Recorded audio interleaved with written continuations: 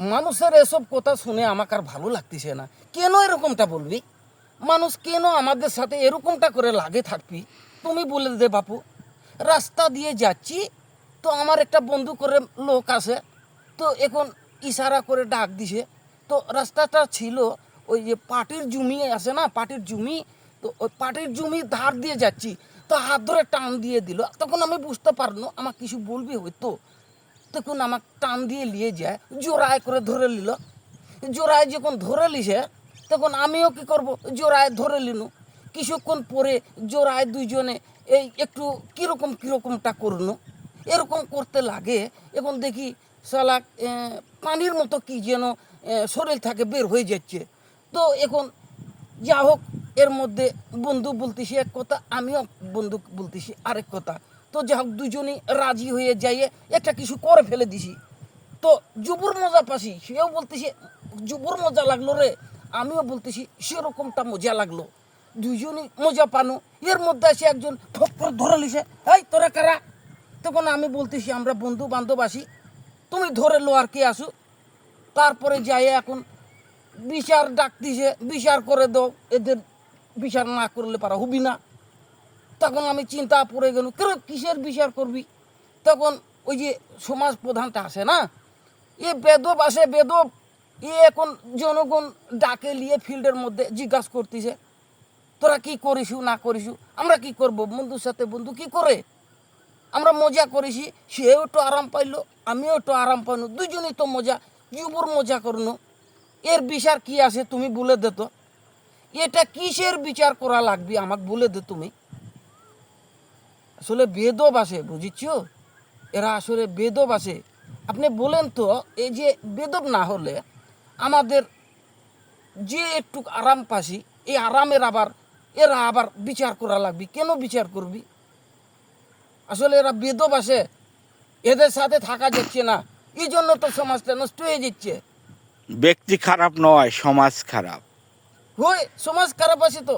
আপনি নিজের বোনকে নিয়ে এক জায়গায় যাবেন, সমাজের কিছু ছেলে দেখে বলবে এ মাল নিয়ে যাচ্ছে রে, কিন্তু ও তো জানেই না এটা না, ওর নিজের বোন। ভুলটা বুঝা চলবি না। ওটি আমরা বন্ধু বান্ধব মেলা দিন পর দেখা হইলো, তো এই জন্য কি একটু কোলাকুলি করেছি, অন্য কিছু করিনি। ছেলে ছিল, ছেলে বন্ধু আমার, ছেলে একসাথে ছেলে পড়াশোনা করছি, দুই অনেকদিন পর দেখা দুইজনেই হইলো। ছেলে। ছেলে বন্ধু তো এখন অনেক দিন পর আমাদের কিন্তু ফিরে আসি, আমরা স্কুল লাইফ থেকে ফিরে আসি। এটা কি চুয়ানি ছিল?